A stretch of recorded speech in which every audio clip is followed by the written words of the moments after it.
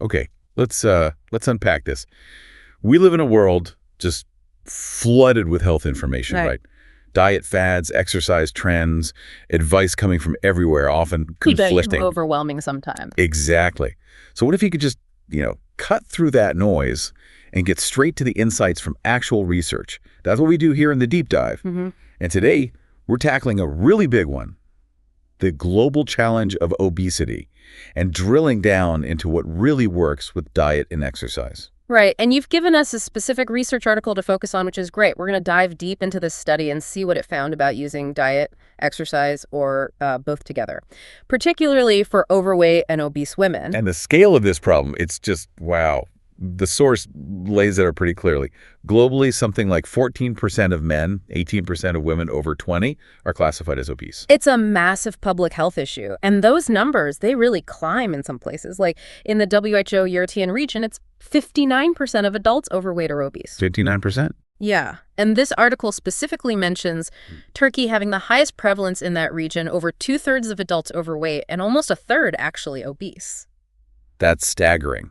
So it's a huge challenge. Now, the article mentions the usual suspects for treatment: diet, exercise, behavioral stuff, drugs, even surgery. Right, a whole spectrum. But this study, it zeroes in on those foundational strategies. Yeah. Diet and exercise. Exactly. Their main goal was to look at an 8-week program using diet and exercise and just see, how effective is it, specifically for women who are overweight or obese. Okay, so how did they actually run this study? Who were the participants? So they recruited 89 women, volunteers from a clinic, generally healthy, aged between 15 and 65. And the key thing, all had a BMI of 25 or more. Right. BMI, body mass index, that measure linking weight and height. 25 plus means overweight or obese. Correct. So they had these women who fit the profile. They offered them a program, right, with both diet and exercise parts. But here's where it gets, really interesting in terms of the setup. They didn't randomly assign people into group A, group B, Yeah. Instead, they offered the whole program. And then after the 8 weeks were up, they looked at what people actually did or didn't do and grouped them based on that. Ah, okay. So it's more based on adherence, what happened in the real world with this group. Precisely. It makes it less of a strict controlled experiment maybe, but potentially more reflective of, real life adherence patterns. Makes sense. Yeah. So what groups did they end up with? 4 groups. Group 1 was diet. Only about 29% of them stuck just with the diet part. Group 2 was exercise, only a smaller slice, around 13.5%. Okay. Group 3 did both, diet and exercise. That was the biggest group, over 38%. And then there was a control group who didn't really follow either intervention, about 19%. Interesting split. That approach definitely gives you a window into practice, though, like the study mentions, it does mean the groups might not be perfectly matched from the start. That's a fair point, a limitation they acknowledge. Uneven groups, too. So what did the actual interventions look like?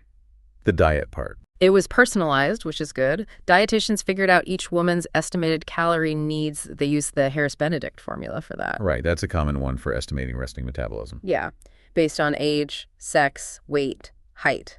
And then they created diet plans aiming for weight loss. The macronutrient breakdown was pretty standard: 55-60% carbs, 15-20% protein, 25-30% fat. Okay. And they also structured it with 3 main meals, 2-3 snacks, and gave them training on portion sizes, food groups, that kind of thing. So pretty thorough guidance on the food side. What about the exercise? That was designed by a physiotherapist. An aerobic program, think fast walking, maybe light jogging, things to get the heart rate up. Right. They were told to do this on our own 3 times a week, 45 minutes each time. That session included a warm-up and a cool-down. The main bit, about 30 minutes, was supposed to be at 50-60% of their target heart rate. Which is kind of a moderate intensity. Enough to work, but maybe still hold a conversation. Exactly. Not super intense, but consistent aerobic activity. So clear instructions on both diet and exercise. Yeah. And then they measured things before and after the 8 weeks. Yep.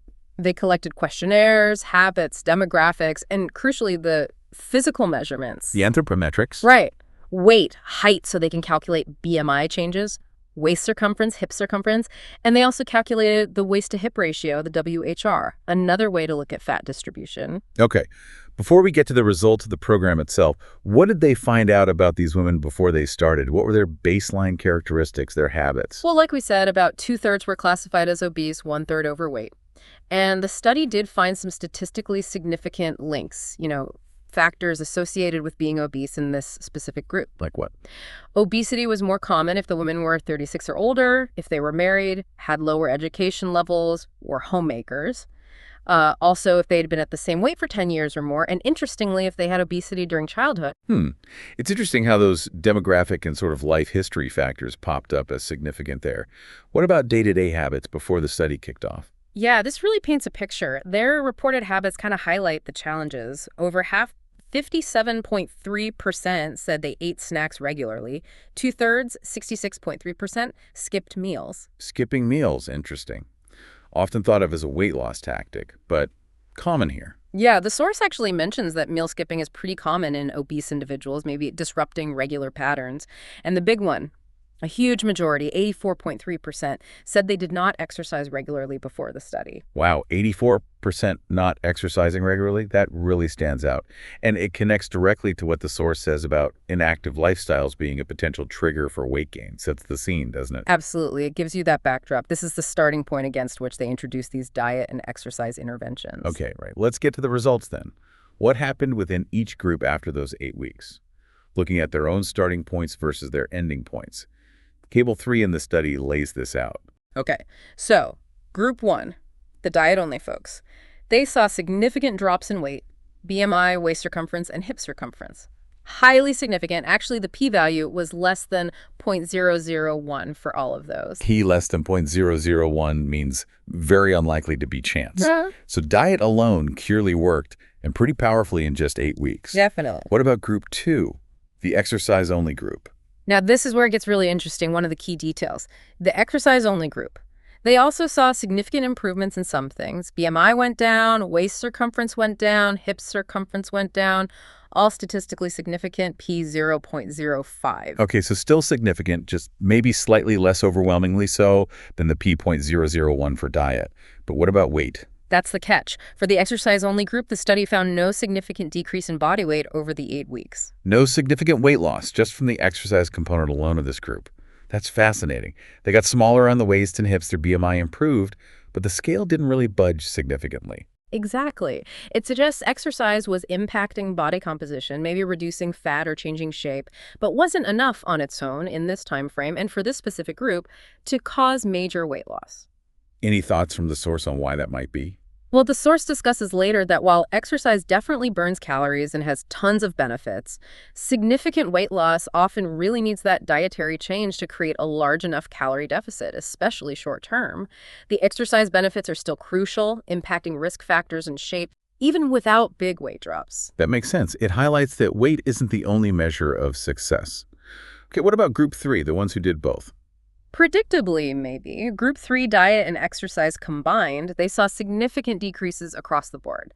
Weight, BMI, waist, hip circumference, all highly statistically significant again, p 0.001, just like the diet-only group. So the combo worked really well. And the control group, the ones who didn't do either. As you'd expect, really. They showed no significant change in any of those measures. Weight, BMI, waist, hips stayed pretty much the same over the 8 weeks. Which confirms the interventions were likely causing the changes seen in the other groups. Precisely. It acts as that baseline. Okay, so the within-group results are clear. Diet works significantly for weight loss and other measures. The combo works significantly. And exercise alone improves some metrics like BMI and shape, but didn't shift weight significantly here. But the main punchline from this research comes when you compare the amount of change between the groups, right? Yes, this is the core finding, looking at table 4 in the paper. When they crunched the numbers on the average difference, how much weight was lost, how much BMI dropped across the groups, one group really pulled ahead. And that was? The group that combined diet and exercise. Yeah. Group 3. They showed significantly greater average reductions in both weight and BMI compared to both the diet-only group and the exercise-only group. And again, highly statistically significant, p 0.0001. Okay, let's put some numbers on that from the table just to see the difference. Average weight loss. Right. So diet-only averaged about 4.53 kilograms lost. That's around 10 pounds. Exercise only averaged about 2.54 kilograms, so roughly 5.5 pounds. But the combined diet and exercise group, they averaged a loss of about 6.68 kilograms. That's nearly 15 pounds. Wow. Okay, so 10 pounds for diet, 5.5 for exercise, almost 15 for doing both. That's a substantial difference. nearly 50% more than diet alone, and way more than double exercise alone. It's a very clear difference in the average outcome. And what about the BMI drop? Same pattern. Very similar pattern, yeah. The average BMI decrease was about 1.81 points for diet only, about 0.98 points for exercise only, but a much bigger drop of 2.65 points for the combined group. So the takeaway seems pretty strong. Combining diet and exercise isn't just additive. It seems to have this synergistic effect, leading to significantly better results for weight loss and BMI reduction, at least in these women over this 8-week period. That's exactly what the data suggests here. And they also saw bigger drops in waist and hip measurements in the intervention groups compared to the control group too, right? Yes, those circumference changes were also significantly greater in all 3 intervention groups compared to the controls. Though, interestingly, one detail they noted was about the waist-to-hip ratio, WHR. Yeah, what about it? Apparently, that ratio didn't show a statistically significant change in any group over the 8 weeks, even the ones who lost weight and inches off their waist and hips. That's a specific finding. Maybe it takes longer to shift that ratio, or it wasn't sensitive enough over 8 weeks. Okay, so the study shows the combo is best. Now, the discussion in the source touches on why this might be the case. What mechanisms do they bring up? Well, first, they emphasize the fundamental thing. Caloric restriction through diet. That's kind of step 1 for weight loss energy in versus energy out. You need a deficit. You need that deficit. But exercise, while it also burns calories, brings other really important benefits. They mentioned it improves cardiovascular risk factors, huge, even if the scale isn't moving dramatically. Right, health beyond weight. Exactly. And aerobic exercise specifically helps target fat tissue. They also cite other research suggesting that adding resistance or strength training can be even better for body composition, though this study focused on aerobic. Okay, so diet creates the deficit, exercise burns calories, and helps with other health markers and fat loss. Why is putting them together superior? It really attacks the energy balance equation from both sides, creating a much bigger negative energy balance. You're taking in less and burning more. Makes sense. Plus, the source points to other research suggesting that exercise, when combined with diet, helps protect your lean muscle mass while you're losing weight. And why is preserving muscle so important during weight loss? Because muscle is metabolically active. It burns calories even when you're just sitting around. If you lose muscle along with fat during dieting, your resting metabolic rate, the engine speed of your body, basically can slow down. Exercise helps prevent that drop, or at least lessen it. So you keep your metabolism running a bit higher. So you're maximizing the calorie gap, losing fat, keeping muscle, helping maintain your metabolic rate. That synergy really starts to make sense. It does. It seems to be the most, comprehensive physiological approach to improving energy balance and body composition effectively. Okay, so powerful findings. But let's bring it back to reality a bit. Every study has limitations, and the researchers here acknowledge a couple of key ones. They do. They're upfront about it. First big one, Right. It only included women. Right. So we can't automatically say these exact results would hold true for men. We just don't have data on men or potential gender differences from this particular study. Good context to keep in mind. What else? The second main limitation goes back to how the groups were formed. Because it wasn't randomized from the start, but based on adherence after the program, the groups might have had some underlying differences, besides just diet or exercise, that could have influenced the results. Like motivation levels, maybe. Could be, yeah. Or other unmeasured factors. And the group sizes ended up quite different, too, which can impact the statistical analysis a bit. It's strong observational data from a real-world program, but maybe not quite the definitive cause and effect proof you'd get from a perfect randomized controlled trial. Understood. Observational strength, but noted limitations. Still, despite those caveats, what's the core message that comes through both from this study and the other research they mentioned? The consistent finding, really reinforced here, is pretty clear-cut. If you want to maximize reductions in body weight, BMI, waist, and hip size, combining diet and exercise seems significantly more effective than doing either one by itself, at least for overweight and obese individuals. And they also stressed the relevance beyond just treating existing obesity, right? The fact they included overweight women, too. Absolutely. That broadens the relevance. It speaks to prevention, to intervening earlier when weight management might be, maybe slightly easier. Helping people manage weight before it reaches the clinical obesity stage is critical. Makes sense. And the source makes another really crucial point about sustainability. It's one thing to get results in 8 weeks. But making it last is the real challenge. Exactly.